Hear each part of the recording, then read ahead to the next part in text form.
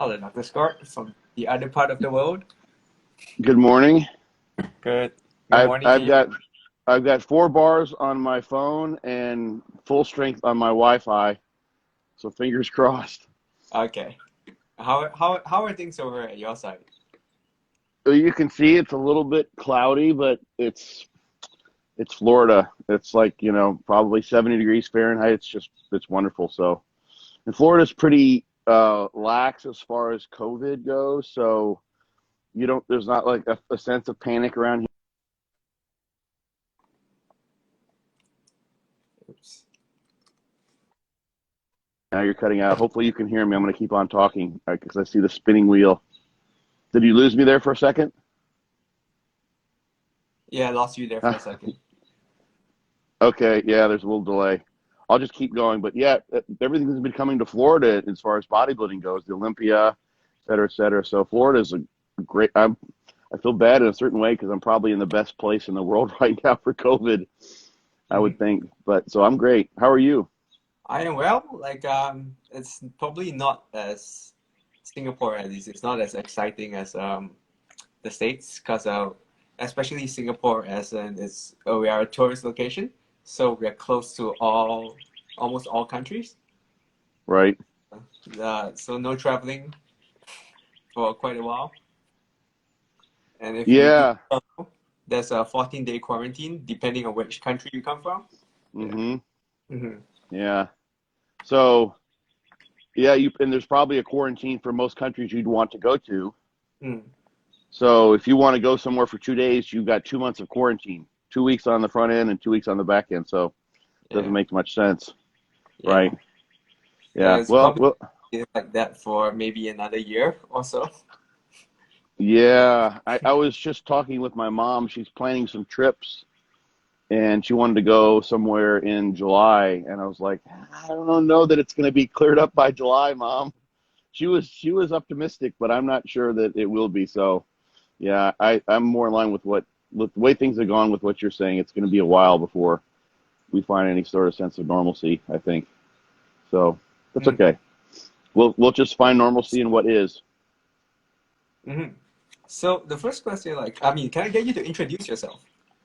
Oh, sure. I mean, really, I just think of myself as someone who's been very, very lucky and blessed to be able to follow up on his curiosity and just sort of a innate attraction to lifting weights and bodybuilding in the form of tinkering that can come with getting in the gym, seeing how strong you can get, playing around with your diet, seeing how big you can get, seeing who can drop body fat, and then all the various intricacies that come with being a bodybuilder. So I just was actually I started off and I went to school and I studied physics and German as an undergraduate, and then I really had to sort of bear down and think about what do I want to do. I wanted to actually be an engineer, but there's a long story behind why that didn't work out.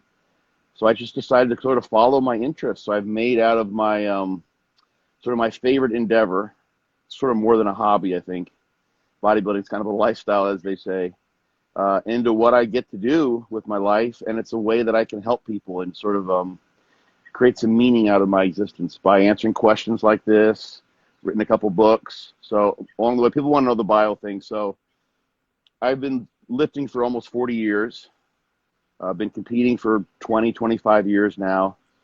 I still compete. Did 3 shows last year, so I'm still stepping up there. They're still taking my money and letting me get on stage.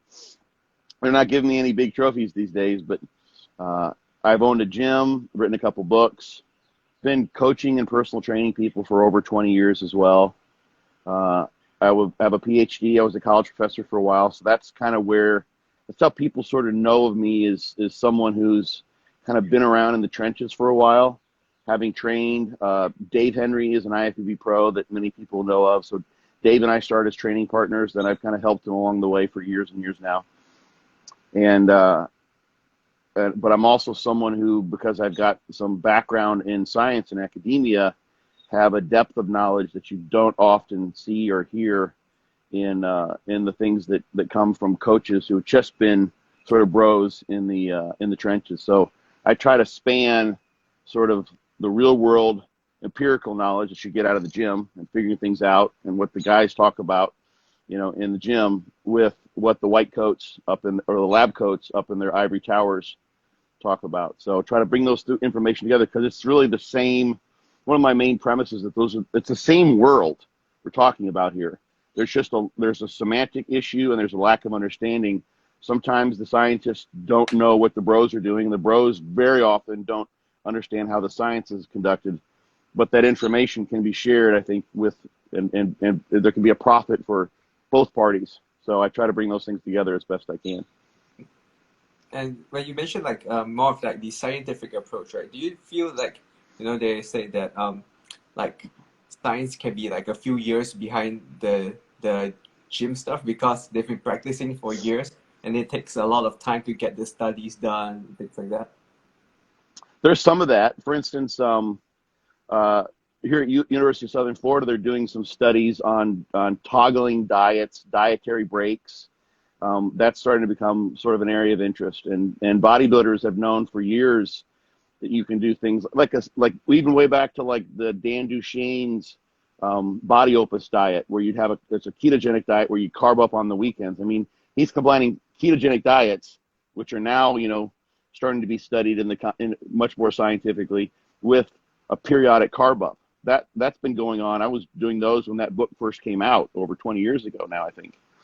So yeah, there's going to be always some lag time when the people figure out what's going on in the bodybuilding world, which usually actually is that's followed by supplement companies trying to sell people, or equipment companies trying to sell things related to those practices. And then eventually, when there's enough momentum, that happens. Also, one of the issues can be that some things are just so difficult to study, especially with external validity that can apply to intermediate or advanced bodybuilders, because they're a very tough population to study. You take someone who's advanced, who's been at it for 8, 10, 12 years, and they figured out a number of things that work for them, and they have a strategy. Let's say it's nutrient timing. A podcast I did just came out with nutrient timing, and they find that it works for them. They don't want to enter into a study where they have to train given a placebo that has no calories in it, instead of what they are fairly certain. So the ones who would be interested in potentially being subject in those studies, because they have experience with that idea that it's going to be tested, don't want to give up their control over their own training for the purposes of research. So you've got that kind of issue where you're just going to end up training or using most often untrained individuals, because they show the greatest responses. You get the greatest magnitude of effect, which helps from a statistical standpoint, so that you can make inferences about whether or not a particular intervention, let's say the treatment is inter-workout or a peri-workout recovery supplement, you can make an inference that actually worked. You're not going to be able to study the people where that really actually might make the most difference, which is those individuals who kind of got everything all together. People who are untrained are going to grow really, really well no matter what, in many instances, as long as there's enough food and protein there. So there's a little bit of an issue just because bodybuilders it's kind of a subculture. And there's also the issue that getting money for research is difficult. So it's much easier to, for instance, convince the National Institutes of Health here in the U.S. that you want to study weight training in postmenopausal women as a way to counteract osteopenia, postmenopausal osteopenia during lack of estrogen. There's obviously a health benefit there. You can cite the statistics. Whereas you go to NIH and say, we have a bunch of bodybuilders who are suffering from lack of muscle mass, and you try to convince them that their body dysmorphia will be cured if we can figure out ways to allow them to get bigger. It's not going to fly. You're not going to have that happen. So the funding is going to be a little less available, I think, for these sorts of things. So there's some just practical reasons why you're just not going to be able to study the things in the most scientifically effective way to sort of tease out what bodybuilders do in terms of whether it works or doesn't work. But that's okay. We can still take that information, understand its limitations, and then pull from that directions, sort of finger pointing towards what bodybuilders might do, what might be working. You can never say with absolute certainty anyway. You're never proving anything in science, which is a point I make a lot. I feel like a broken record, but you see this at least in the States here in the lay press, people will say, science, or even especially in ads. Ads are the worst. They'll say, science has proven this, and it's like, no, mathematics have proofs. You can do a proof in mathematics. You might, like if you've proven the existence of a new particle in particle physics, well, then you've sort of proven something because you found it once. Doesn't mean you'll ever find it again, but you proved that at least it existed, if you believe those data. But in an exercise, a biological science like exercise science, you're not really proving anything. You're just showing that there was a statistical difference in the sample, which you assume to be representative of a certain population, and that is suggestive that there will be on average some kind of a difference. But it doesn't mean that John Smith is going to necessarily have a great effect from treatment X or an intra-workout or whatever it might be, and Joe Smith will have the same effect. There's so much variability there. So proof is really, it's a very deceptive word. It's really not sort of a scientifically correct word to use. And you won't see that in any abstract or any paper that's written that's been published and at least carefully peer reviewed, because you really aren't proving things. But it's hard for someone who hasn't got a background in science to say, well, that showed pretty clearly to me that there was, that this definitely happened. And they want to put that into a yes, it works, or yes, it doesn't work. And it's clearly not that clear. So, yeah, so there's some limitations. Some of it's just science lagging behind, but all those other things, I think, they cloud the ability of people who I'm trying to speak to now to recognize what the value of science is versus what it's not. Some people just throw it out. They throw out the baby with the bathwater, so to speak. So they throw away the science without regarding how it might be useful because they didn't study people like me. So there are some limitations. That's definitely one of them, what you mentioned, but there's many others too, I think. So yeah, and I also think that it's so easy to find information nowadays, right? Like whether you have an article that supports you or disagrees with you, I mean, you just go on Google and just type something. As compared to before, like you really need to be a top level expert to discuss or debate about it. yeah, you can be an abstract scientist is sort of the term that people use. So you can go and pull a study. You look at almost any significantly investigated topic in exercise science, and you'll be able to find a study. If you've got a dozen studies, you're almost certain to find at least one or two that don't show an effect. I mean, for instance, one that I followed especially early on was creatine supplementation. And the first study with creatine supplementation, it came out of Paul Greenhalgh's lab, showing an ergogenic effect, used an isokinetic dynamometer. They did knee extensions at 90 degrees per second, like 3 sets or 5 sets of 30 repetitions, something like that. They showed an ergogenic effect. There was better fatigue resistance in the latter of those reps of those latter sets. There was a study that tried to replicate that and did not show that. They did what was really a very powerful scientific approach, and they actually replicated the exercise test exactly, and they did not find an effect. So now there's been so much work done with creatine, we're pretty certain that many people are going to be responsive, and they're going to get a benefit ergogenically or in terms of muscle growth from creatine. But if you looked at those two studies, you could say this one shows an effect, this one doesn't show effect. Seems like it's 50-50 to me. But that's exactly like you said. You're just picking out studies to demonstrate whatever it is that you want to believe or whatever you want to argue for whatever reason. So there's a plus and a minus to that. So you can find a study that will refute someone's contention, but also you can find studies that if they do show an effect, which is really just saying that given the variability of the subjects and the averages in the two groups, if we're doing kind of a basic comparative study, that something can indeed happen. There can be some effect that will happen there. And that's valuable as well. So if we have a study, let's say, that shows an effect which is not seen in the majority of studies, but you do see it significantly enough and it has been repeated in some way, shape, or form, that shows you that something can be had there. Now, it might not be that, let's say, the intra-workout is really what's at play here. Maybe there's a placebo effect or something else about the experimental design which really doesn't allow you to pinpoint a causative factor. But it tells you that it may work for some people. So, for example, ketogenic diets. Some people do really, really well with ketogenic diets. They don't mind not eating the carbs. They just have a natural affinity for eating lots of meat, et cetera, et cetera. It works. Some people, not a chance. They stick to it for 2 weeks. They never really get adapted. They're tempted by every sweet, pastry and cake and cupcake and cookie that they see, and it never works for them. So you can't just say, well, ketogenic diets don't work. They're not practical. They can't be followed. People will follow them for years. But some people, there's no way, shape, or form they can follow them. So if you have an outlier study, for instance, that shows an effect or doesn't show an effect, those tell you that you may find an effect and you may not find effect.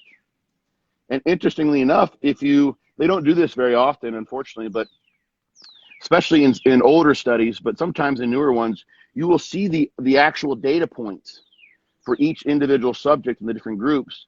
And you can also look at if you're astute enough to know what standard deviations are, standard error bars mean, you can actually look and see what the spread of responses were or the spread of the data were, to see that there were some people, the tail end of, let's say, a group that experienced an effect, the tail end of those subjects will overlap with the tail end of the control group that didn't experience an effect. So there are people who got the good stuff, so to speak, they got the treatment, whatever it may be, who did not have a treatment effect on an individual basis. And there will be people who may have experienced a placebo effect that was greater in magnitude than the treatment effect of those individuals who didn't experience anything, but actually got the treatment. So there's going to be a ton of overlap. It's just a function of the overlap, the difference in the means that the statistics tap into to see whether we suspect that we can say that there's a difference. So the studies aren't going to be black and white. We prove or we disprove. They point us to possibilities. And then I think you can take that information and say, okay, does this work for me or does this not work for me? And that's kind of the beauty of it, because it really comes down to being a tinkerer in your own garage. Does this work on my body, for me, for my purposes, my goals, etc. So I guess that links very well to your book, right? How to be your own bodybuilding coach. Yeah, it does. Imagine that, right? Of course. Okay. Are you coming out with a third book soon? I'm working. I'm constantly revising that one, and I'm working on revising the fortitude training book. So there's the fortitude training system was basically combining the basic components that have been demonstrated, that I found and that have been demonstrated in the research to be effective, and just basically you take the eggs and the milk, the sugar and the flour, etc., and you put them together and you bake something. It could be a cake. You could make donuts. You could make a cupcake. Various things. So I came up with a fortitude training system, but it's not the only way to combine those different those aspects of a training program together. So I've got some other ways that you can basically create effective training, because we know there's so much variability. And of course, I want to update the background information, because there's so much good work that's coming out now. So that's my next sort of project, book-wise, is a revised version of fortitude training. Got it. Yeah. Since we ended, what are the common mistakes you think people are making with regards to muscle building or hypertrophy? The biggest one is not having a goal that they can quantify in some specific way with known outcome measures. So there will be there's sort of the reason why people are training and doing this is because they like to train. If they're continuing to do, there's something about going to the gym, the endeavor, which is immediately gratifying. So it's enjoyable to them. And they also want to look a certain way. If it's for a physique, they have a physique goal sort of in mind, something to aspire to. But it's a sort of they're looking to feel, actually what it is at the deepest level is we're looking to feel better. We're looking for something that is gratifying to some degree.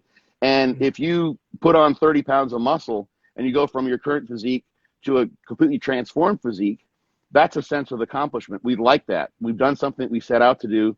Feels great to do that. So what we're really looking for is that sense of accomplishment, the gratification, the reward of some sort.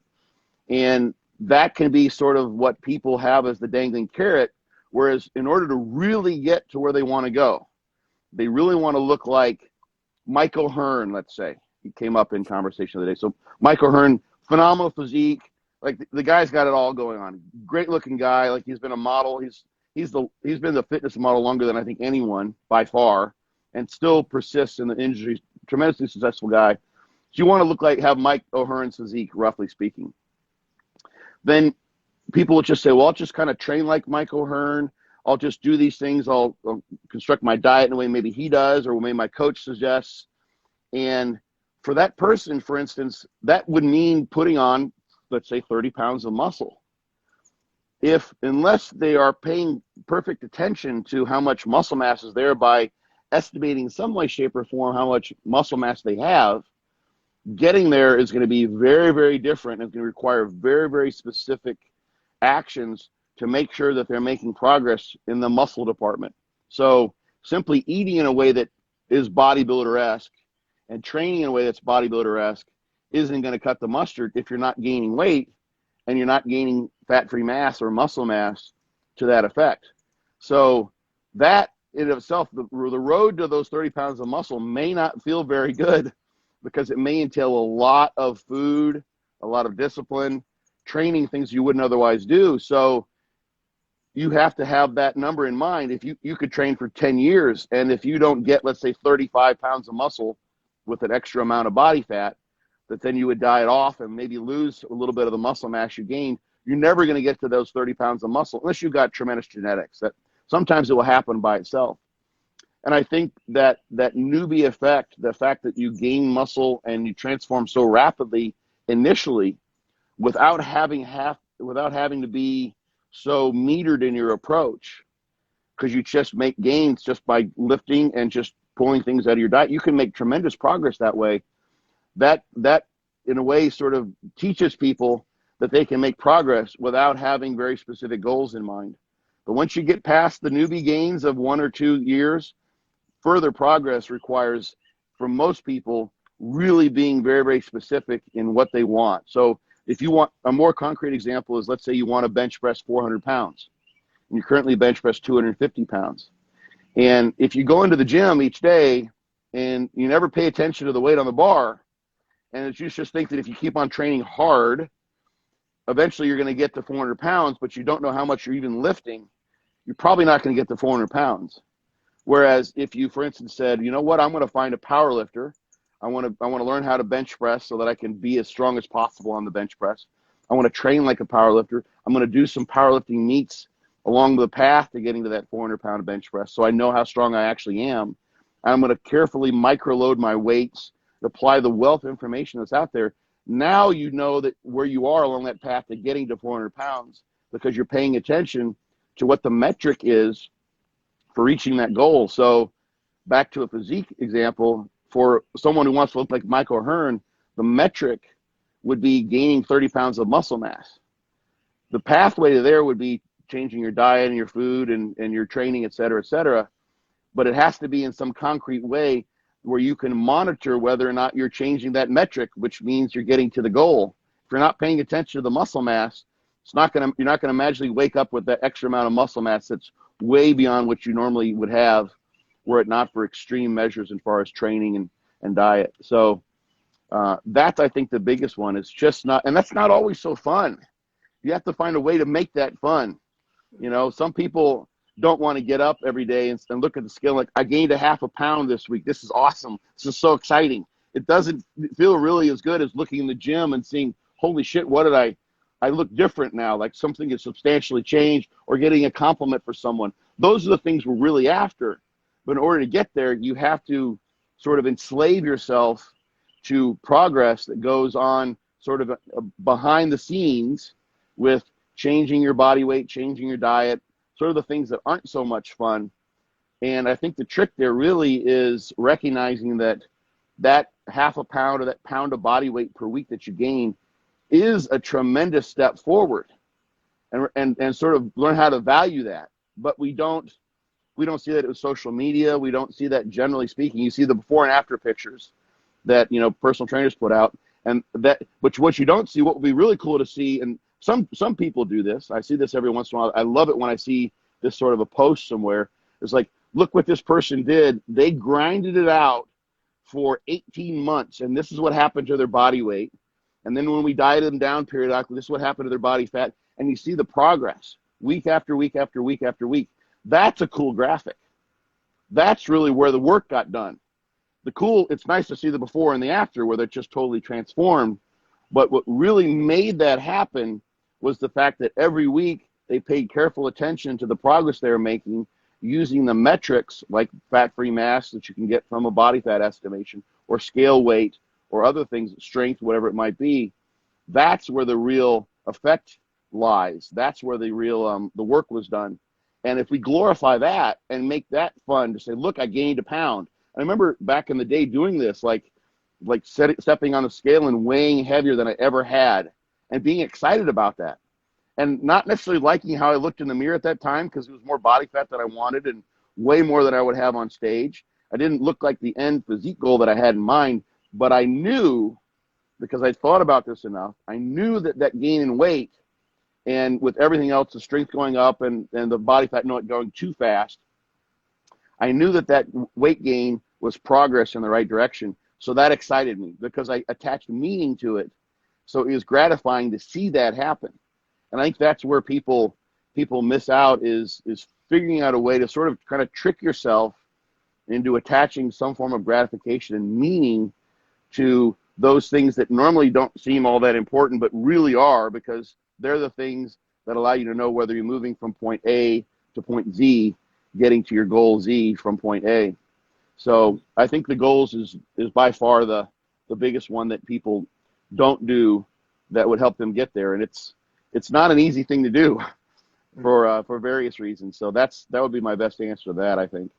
Yeah, I agree with you. I think, like just like using fat loss or weight loss example, like I just want to lose weight, but like when you go closer, like how much weight, then the plan and the action changes, or the plan of action changes depending on the weight you want to lose.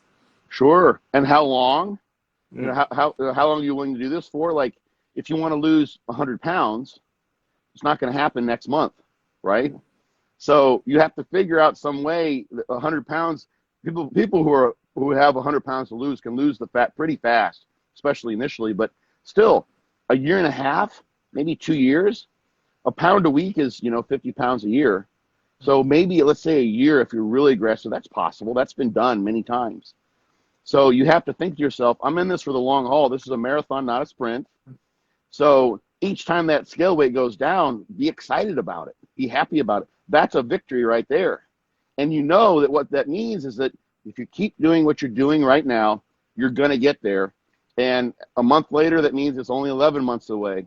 And 6 months later, if you've gotten halfway there, you're roughly 6 months away. And when you get down to like 10 months into it and you've been losing weight at the weight you hope for in order to reach your goal in 12 months, you're really close. And the excitement builds. But you got to be excited from the beginning, because otherwise you won't keep doing it. We are creatures of immediate gratification to some degree. That's just how we are. That makes sense. Like nature evolved that in us, to seek out things that feel good for the most part. There's some masochism built into us too, I think. But you got to figure out a way to sort of connect the dots inside your mind so that you're happy making progress and seeing progress in a way that doesn't really, at least obviously, match your goal. Like if you go from 300 pounds to 298 pounds, it's like, well, I'm still got a lot of fat to lose, but you lost 2 pounds and it was only a week. And you lost 2 pounds the week before and the week before. You're making great progress. You are actually kicking butt. You're not seeing it because there's so much fat right now, but you literally are having tremendous success on a daily basis. Otherwise, you wouldn't see those changes.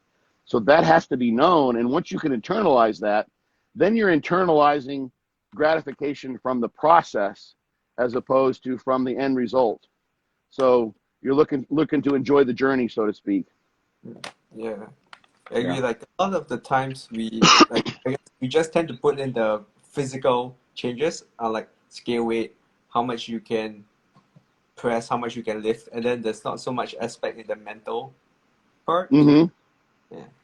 Yeah, there's So a whole body of literature on exercise adherence, and it's a difficult problem to solve. It's quite a puzzle because exercise really, the way we do it now in Western society and in the modern world, it's kind of a bizarre thing. Normally there would be no need for it. You'd go and play. or you'd have, if you're a hunter gatherer, type of community, you'd be active. You have plenty of activity. Sometimes you do, but a lot of times you don't see people who live agrarian lives, who work on farms or what have you, or do manual labor. They don't go to the gym because they don't need to. Like, there's plenty of activity already. So we're sort of forcing ourselves to supplement activity because our lives are otherwise so sedentary. And that's why we have obesity, especially in the Western world, et cetera, et cetera. So it's a little bit of you really do have to kind of trick yourself, unless I just kind of luckily just really sort of liked training from the very get-go, from the very beginning. But most people don't have a natural inclination for that. So you got to be sneaky, you got to kind of trick the brain into thinking that it likes it. And if it does like it, then it's true. It does like it. It'll work. So you're speaking about nutrition just now. So like when it comes to muscle building, what do you think are the common mistakes people make with regards to nutrition in muscle building? I think most, especially I think now, the sense that I get, and I've been at a gym more recently where these conversations are coming up, and it's supporting my thoughts even more. I think most people simply don't eat enough. They're simply not willing to, because what we get, like the most connection, aside from being in the gym, take your average gym goer, the average amateur bodybuilder, bodybuilding enthusiast. Excuse me. So he's maybe training at the gym. He's in the gym for an hour and a half, let's say, 4 or 5, 6 days a week. So let's say 10 hours in the gym, but he may spend 15 or 20 hours on Instagram or on social media. And that's not far from the truth, at least that much time. And when he's in the gym, he's not paying so much attention. I'm just using he as a generic, because this actually applies to women too, maybe women even more so, what I'm getting towards. So then he sees pictures of people posting. You post pictures when you're in shape, when you look your best, in the best lighting, with the best filter and all those sorts of things. You're constantly exposed to these really unrealistic physique goals that don't match what you may have to look like in order to gain weight if you're trying to gain muscle mass. There's going to be some body fat that's going to come along with the muscle that you gain. So you're not going to look like you're a week out from a show all the time trying to gain weight in the off season. But people aren't being exposed to that. Nothing in the community in their mind's eye, which is largely influenced by Instagram or social media, is not going to show them pictures very often. Sometimes you will, but if you find those people, follow them, because that's a good influence to have, as long as they're not doing crazy things. But follow them, because you're going to have to gain some body fat. You're going to have to move away from where your ultimate goal is to have as much muscle as you can and be as lean as you can. And that will entail eating a lot of food. And I don't think that, people get very active. They get very enthused and goal directed when it's time to diet down. And that's good. That makes sense. You have to be that way. But you have to really apply just as much of that goal-directed focus in the off-season to gain muscle. I think maybe even more for most people, depending on how much muscle they're trying to put on. Because I personally think it's much more difficult to eat to gain weight, and constantly keep the food influx continually coming in once you get past the point where you're really trying to push to new levels of muscle mass, as opposed to dieting down. That's me personally. I know I have a pretty easy time restricting food. It just really doesn't bother me. I just kind of blow it off, basically. I've done it for so long, for so many years, it's pretty easy. But gaining weight, and because you also don't have immediate reward in doing so. So if you have in your mind's eye this image of a highly muscular, large, but very, very lean physique, and you're constantly driving yourself and eating food when you're not necessarily hungry, you're sticking to the diet, you're being very structured, you're not getting any immediate gratification from that unless you find a way to trick yourself. With, for instance, saying, look what the scale did. I'm so happy because this means I'm going the direction I want to go. So, and you don't have people modeling that on social media. So that is that incremental increase. This doesn't mean you need to go out and just, eat 10,000 calories a day and just turn into a slob and gain weight as fast as you can. It should happen in sort of an incremental way based on how fast and how your how fast your weight is changing and how your body composition is changing. But being really focused in that weight gain in the course of the off season and giving yourself enough time, I think, is important too. And this is something I have in the book is let's say that you have a goal, like one of the goals in the Be Your Own Bodybuilding Coach book is moving up a weight class. So that's about 20 pounds or so, 22 pounds, roughly 24 pounds, depending on which weight class you're talking about. So making that jump is a lot of muscle mass. If you've been at the top of one weight class and you want to be really competitive in the next weight class up, that's 20 pounds of muscle mass. That doesn't happen overnight for most people, unless you've been really restricting your weight gain previously and now you sort of let the weight gain happen that would have happened otherwise. You're going to have to be very, very, it may take 2 years to do that for someone to really make a significant change. So spending enough time and then being willing to be regimented with the food in the same way people are when they diet down is, I think, the thing that's missing. And it's tough to do because you don't see people doing that very often. Every once in a while, but mostly it's, I'd have to go and look. I can't say that the people I follow on Instagram is a random sample necessarily, but I would imagine that if you could somehow randomly sample fitness influencers, you're going to see, I would bet, 8 out of 10 of those pictures and the videos and the various sort of the images, the things that consciously and subconsciously influence your perspective of what a bodybuilding physique looks like or a physique athlete looks like. You're going to see really, really lean, contest-ready physiques and people focusing on dropping body fat, which is, for the average person, the main goal anyway. But the flip side of that, if you want to get better, if you want to gain muscle mass, it's not nearly as glorious. It's not nearly as fun. So looking past that and I guess, for lack of a little better term, kind of grinding and being hardcore with it and realizing that I'm not going to be pretty, I'm not going to look great, when I'm doing this the entire time. But if I do that and then I get the new muscle mass and hold on to it and diet off the fat, it will show in the end. And when someone does that, it's really impressive, especially now because it doesn't happen very often. This is not don't take this in so much of a negative way, but bodybuilding is a pretty extreme sport, at least the open, traditional bodybuilding and the bodybuilding classes. And that's why they've created the men's physique and the classic bodybuilding to some degree, is to allow people to still compete, to still look phenomenal. Those guys look absolutely amazing, especially at the pro level, and not have to push the limits. So you can look like you're a physique athlete all the time and not push to gigantic body weights that are way beyond a comfort level and way beyond, in many cases, what's remotely healthy to be doing for many people, depending on the person and how they handle it.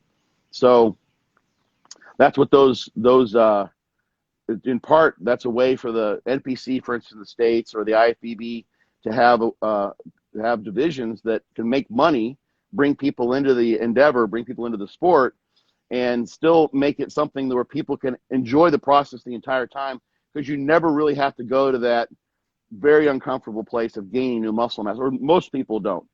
Some people do, depending on your genetics. So I think that gets to your question of off season. It's not a glorious thing. It's really sort of kind of knuckle down and make it happen. And it's a function of how much you want to make that happen, because it's just not fun most of the time to do so. And do you see, especially you're talking about, let's just say a fat loss approach. Let's say you're using intermittent fasting, or let's say use ketogenic. Do you see a lot of people using this as a form of building muscle, but not doing it too well? Something like that? Oh, yeah. Sometimes people are using sort of approaches that lend themselves better to fat loss and trying to eat that way, so they can change the P ratio, or they can keep the fat off while they're gaining muscle. That's a tough one, because the interesting thing is, this is the way I approach it, at least. So people say, well, what do you eat? That's the question I get, like, what's your diet? And I'm like, I really can't tell you that, because my diet changes so much. If you talk to me if I'm at the peak of an off season, when I'm really trying to gain weight, it's going to be 1,000 calorie meals. and I'm going to be full all the time. And then you talk to me 2 weeks out from a show, and there will be days when all I eat is protein and vegetables. It looks completely different. One is completely gluttonous for the average person. It's like just force feeding. And the other is, starvation mode for many people. So it's going to change all the time. So if someone is, for instance, coming off a show and they want to use a reverse dieting approach, which I think makes sense for most people, that what that really means is going to vary depending on the person. You might use a ketogenic diet, or you might have some intermittent fasting. Let's say you did like a 24-hour fast once a week as part of your dietary approach to lose the body fat. That was your dietary approach to drop fat in a pre-contest period of your year. It makes sense to stick with that and build upon that. So for the first 2 months after a show, if someone used a very low carb or a quote unquote or pseudo or true ketogenic approach, they would probably have ketogenic diet type days in their diet for quite a long time into that off season, as they're in the post-contest period, as they're reversing out of their pre-contest diet. But eventually, if, for instance, they're 9 months into an off season and they're not gaining weight, and they're still following a ketogenic diet, which for me, especially, in many people, it tends to reduce appetite. This has been demonstrated in the research too. And they're finding that they don't have enough appetite to eat. Well, they're kind of shooting themselves in the foot in that case. So they're probably sticking to a habitual fat loss mindset and a diet that reflects that, and a diet that may work for them, a ketogenic diet, let's say, to use your example. But they're still trying to stay lean and don't want to accept the fact that gaining new muscle mass is going to mean gaining some body fat. That's because all of us probably have some amount of muscle dysmorphia. Like you kind of do almost by definition if you're a bodybuilder, because you want a body image that's way beyond average. You're not looking to just look normal. You're looking to look super normal in a certain way. So you might see that ketogenic diet make sense as someone's reversing out of a pre-contest diet.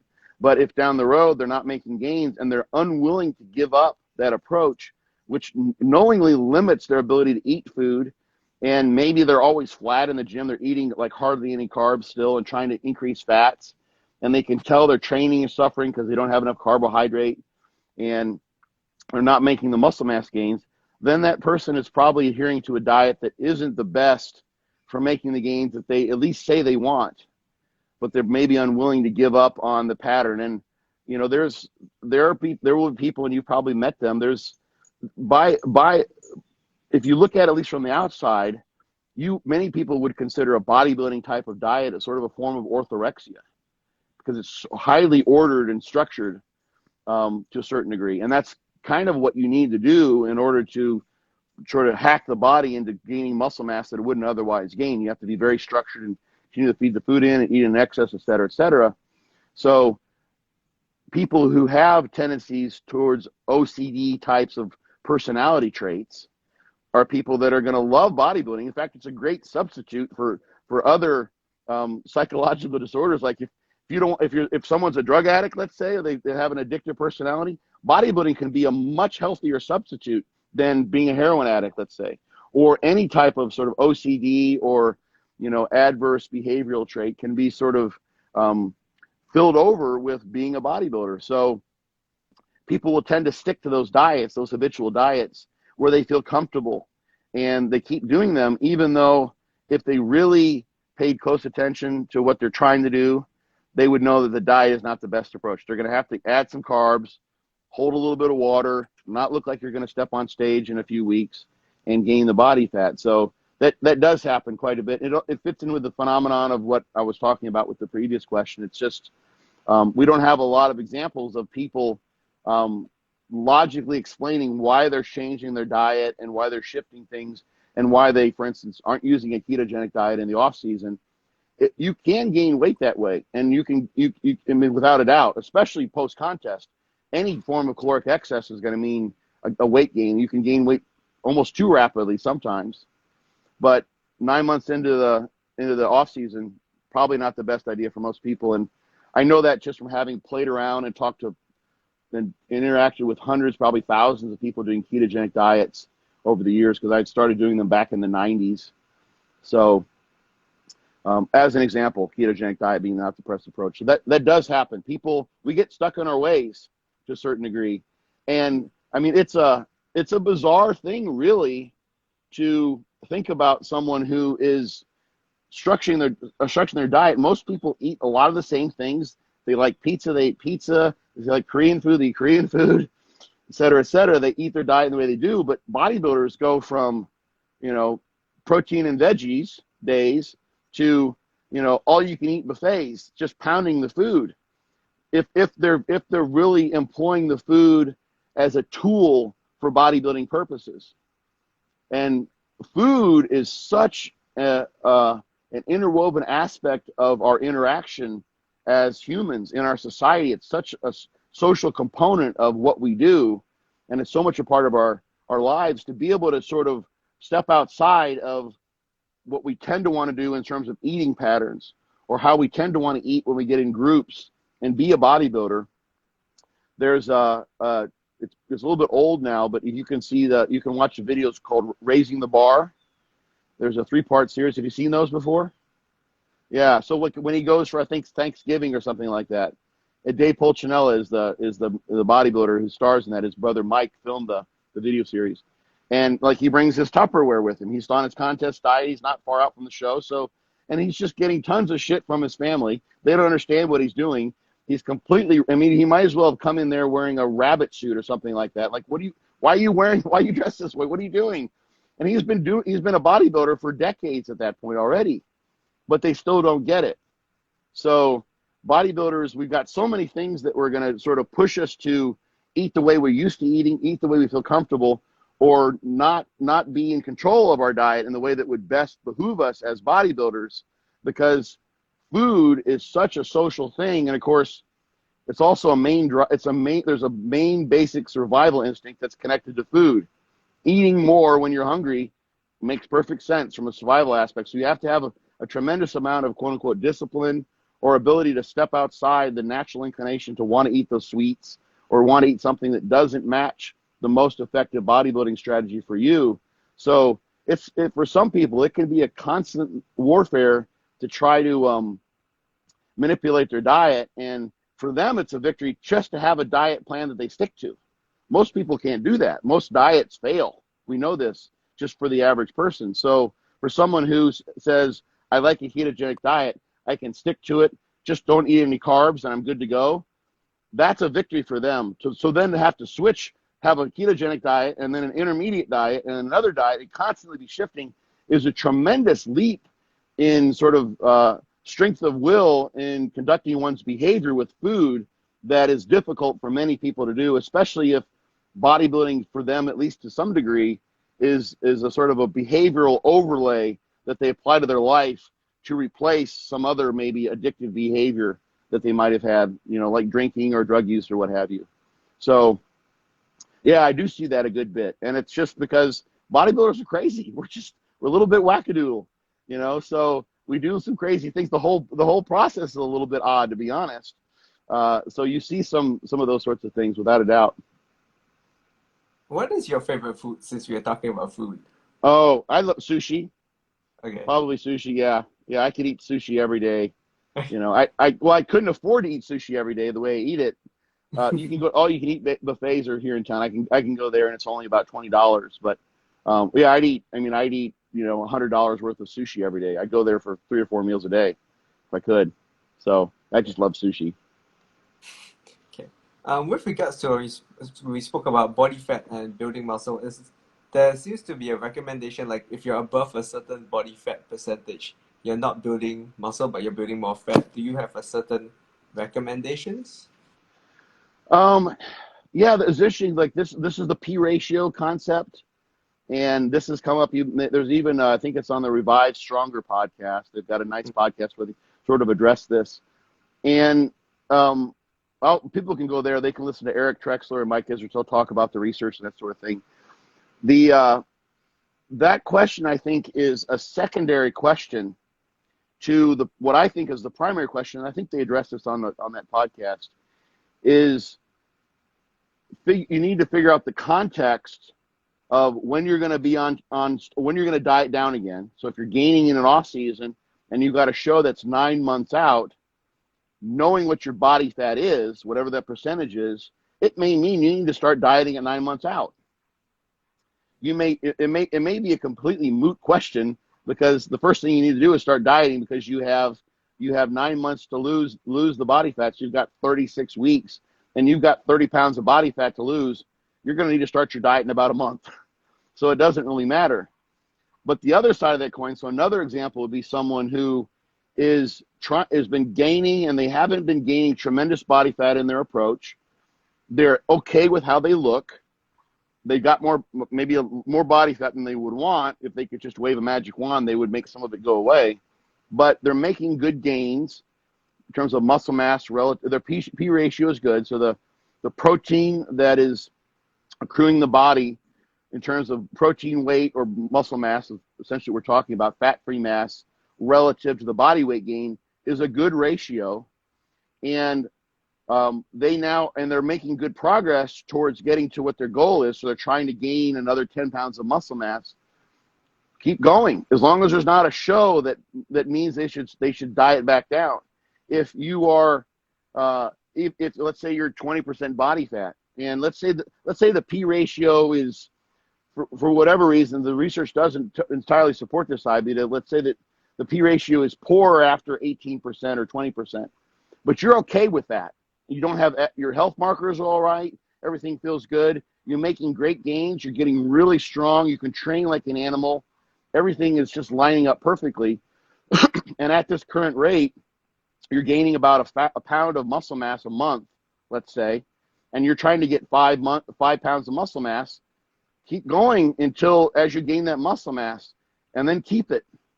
Now, if someone is, let's say, at 14%, 15% body fat, and maybe that's an even better P ratio, just generally speaking. It's going to vary. Everyone's P ratio is going to be highly different. So I don't know that we can really even say with any specificity, because people haven't done these studies where they look at people as they're gaining weight in a bodybuilding context. But let's say that that's that's not a bad P ratio, but that person simply is at their limit body fat wise.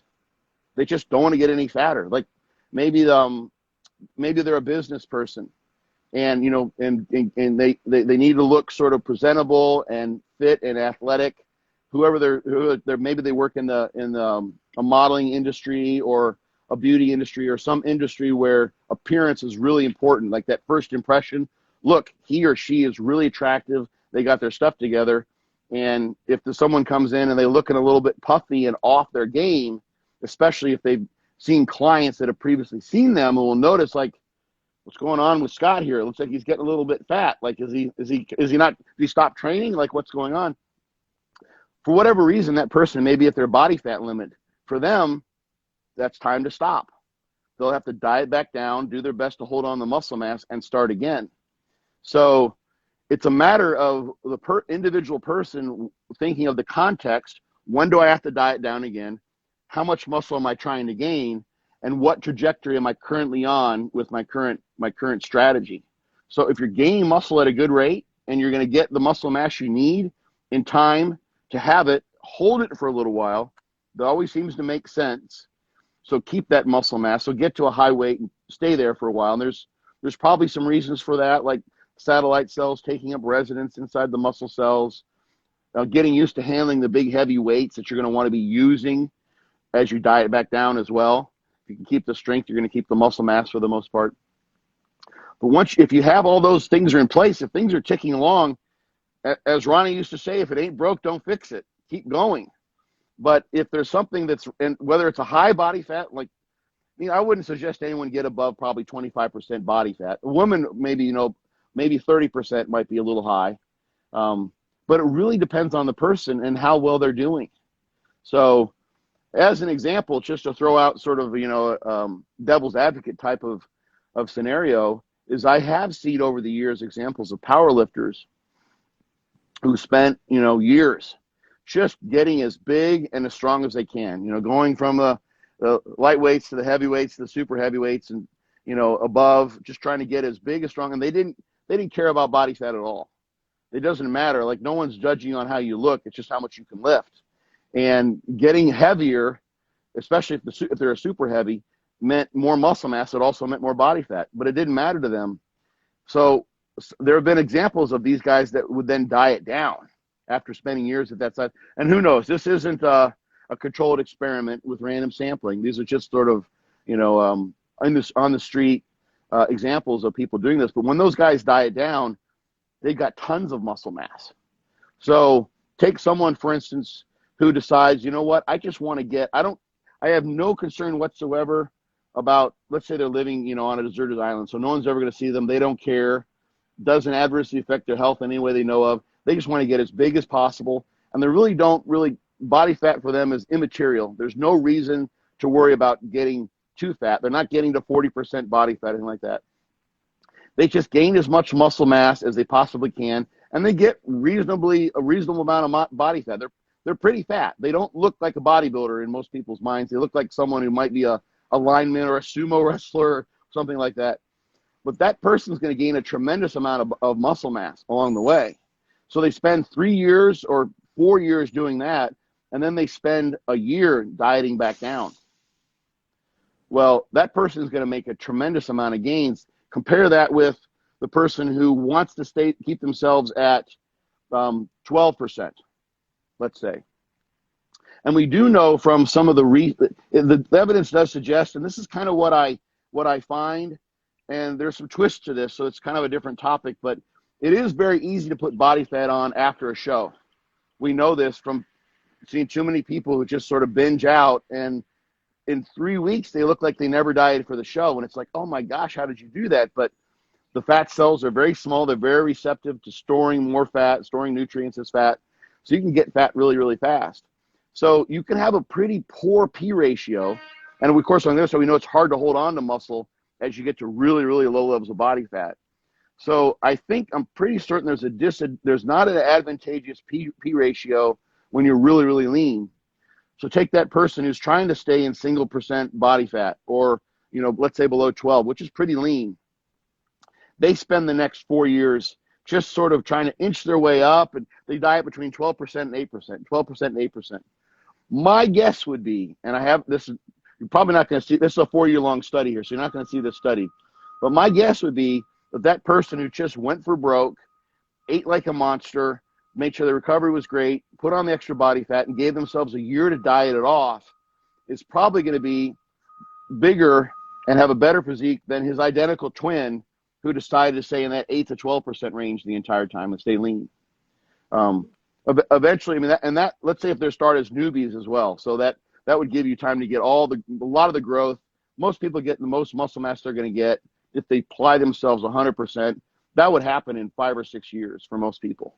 You can get a little bit more over the years. You can get some refinement and some things that make sense and are seen on the bodybuilding stage. But for the most part, unless someone is going from being a natural athlete to an enhanced athlete, you're getting most of your gains, unless it's from growth and development, like you were a kid and then you become an adult as you're training and you're just gaining muscle because you're going through puberty or what have you. But it doesn't take 20 years. It's not like you're gaining 5 pounds of stage weight every year for 20 years. 10 years, maybe 5 years. I ended up gaining weight. It took me about maybe 10 years of competing when I went from my lowest to my highest. But that was, eking out every bit of muscle that I possibly could. So staying too lean is probably not the best place for gaining muscle mass. And some people, once they get the practical side of this, is they're going to feel too fat, or their health markers are going to go awry. So they're going to become insulin resistant. Their blood glucose levels are going to rise. Hell, they may just feel bad. Like, you hold a lot of water when you're pushing food like that. So you're getting low back pumps. You're getting cankles. You're just not a happy camper. So that brings you back for the most part. But there's not a particular place that I can say is best for everyone. A lot of it really is a matter of how we perceive the situation and what our goals are as far as dieting back down and putting on a given amount of muscle mass. So I don't think there's a one-size-fits-all answer to that one, at least in my mind. So. Got it. So the last question, since I don't want to take too much of your time, Um, Okay. the training aspect, what do you think is the most crucial for muscle building hypertrophy? Progressive overload. Okay. Yeah. Yeah. I mean, funny, just yesterday we recorded my Muscle Minds podcast with Scott McNally. Mm. And I just decided, like, what should we go over? And I keep on having the sense that people aren't aware of the basic training principles of training: progressive overload, variety, individualization, periodization, specificity of training, those things. And I think the very nature of why resistance exercise is such a good stimulus for muscle growth is it creates a tensile overload. It's something that's completely outside the norm of what we do in our day-to-day lives. Unless you're doing unless you're like a furniture mover or you're doing some really heavy construction, and most of the time people would be using like forklifts and those sorts of things to pick up really heavy stuff. You just would never lift anything even remotely as heavy as what people do in the gym, and not at all in the way that you do. Like, I mean, just a biceps curl as a simple example. You would never you would never be moving something around and be in such an awkward position that you're having to exert so much force chest width the biceps. You would use the rest of your body. You would do some sort of a row or a deadlift with the weight to move it around.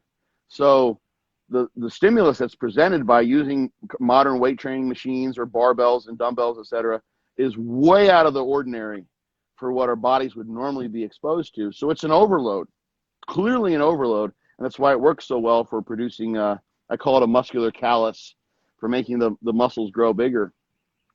So in order to have that stimulus, you have to progress. There has to be some demand upon the muscle where you either getting more reps with the same weight, or using heavier weights for the same reps, or you're progressing your volume of training and still recovering from it, or you're taking your sets. This fits with heavier weights and or more reps. You're taking your sets deeper towards a point of failure, or you're using some kind of intensification technique where you're doing a drop set or using forced reps or some sort of a cluster set, let's say. So it's the progressive overload in terms of the stimulus. So mainly that's going to manifest in some degree. All other things being equal, you're going to see heavier loads being used with someone who's got a good mind-muscle connection, and they're doing the lifts in a way that targets the muscle they're trying to train for that exercise. So I would say an increase in load over time is the thing you're going to see. And then at some point, you'll get to where, people like Jordan Peters is a great example of this. Most people probably follow him, I imagine, are listening here. Or if they haven't, they should. They'll really enjoy his Instagram, I think, and get on his site, et cetera, join up. But he's ridiculously strong. And even he at this point is still doing lots of micro loading, just adding, very, very small plates to incrementally increase the loads he's using over time. He does a lot of other things to evoke hypertrophy, including variety, changing the angles, changing the exercises. He periodizes, he applies all those training principles. But the main thing, I think, is it's really pretty simple. And this is something I've explained to people who are kind of new to training and they don't plan it up. They get lost in the sea of details, which is why it's a really good question. And the simple answer is, you ask how strong are you right now, let's say on an incline press. You can do 135 pounds for 10 reps. So you've got good form, you feel it in your chest, it's a good chest exercise for you. Get that to 225 pounds. It's going to show in your chest. Get that to 315 pounds. It's definitely going to show in your chest. Get to where you're one of the strongest people in the gym on all the major lifts, or the ones that work for you. And most of those will have some overlap. Some people may not squat. Some people may not do a deadlift or a rack dead or some sort of deadlift variety. Some people may not like barbells, but get to where you are using, when you look on the weight stack, you can see where people have put the pins, and your pin's down way below where most of the pins usually are going. That sort of thing, it's going to manifest in your physique to some degree. The extent to which people will get bigger as they get stronger varies. There's all these examples of, pro bodybuilders who are gigantic, who didn't seem like they trained very hard and they didn't use very, very heavy weights. But for the most part, progressing in, and this was quoted actually on the Revive Stronger podcast. I think I said something like, make yourself the most impressive badass in the gym and it will manifest in your physique. You will look like a badass if you indeed are. And this is true. This is actually true, I think, as far as people who just want to lose body fat. It's if someone says, I just want to look leaner, I want to tone up, if they even use that term. So ask them, what kind of physique do you want? And they might say, they might pick someone like Florence Griffith Joyner, or like a middle distance runner, or, someone who's even doing CrossFit. And CrossFit has some of its issues. It can, people can get injured if they don't know what they're doing with the Olympic lifts, blah, blah, blah. It's another topic. But CrossFit is ridiculously hard. It's absolutely brutal training. Most of those WODs those people are doing are crazy. You have to be incredibly physically fit to do those with a high effort level and carry them out with impressive performance. You make yourself into the impressive athlete that can sustain those workouts at a high level, it's going to show up in your physique, unless you're just completely eating like an asshole, pardon my French. Unless your diet is just awful. You're going right to the donut shop after your workouts. But for the most part, there's going to be some form and function relationship. So if you make yourself into a functionally impressive athlete or performer doing CrossFit, doing sprints, like take someone who decides they're going to do 400-meter dashes. Just go out and you start running, that's like a minute and a half, 2 minutes of all-out sprinting. Those are brutal. You go out and do 10 of those, give yourself 4 or 5 minutes rest in between, do 10 400-meter sprints, be exhausted. You'll be a wreck. But if you get to where you can do those every day and you can improve your time and progress, this is a progressive overload phenomenon. It's not weight that's the overload. It's the speed with which you're running and the power that you're producing, or the energy that you're expending as you do those 400-meter runs, progressively overload and get faster. It's going to show up. If you're the fastest person on the track, you're going to look like the fastest person on the track in most cases. So if you just keep that in mind, and if people just think when the average person goes into the gym, this will get you a long ways without having any formalized program. It's just say, you know what, I'm going to go in here and do my 3 sets of 10 with the standard exercise in a little circuit. But I'm going to try to, every week or maybe every month, I'm going to try to move the pin down 1 notch each time. And, they might start off using 2 or 3 plates on the stack, and they're getting 3 sets of 10. It's easy.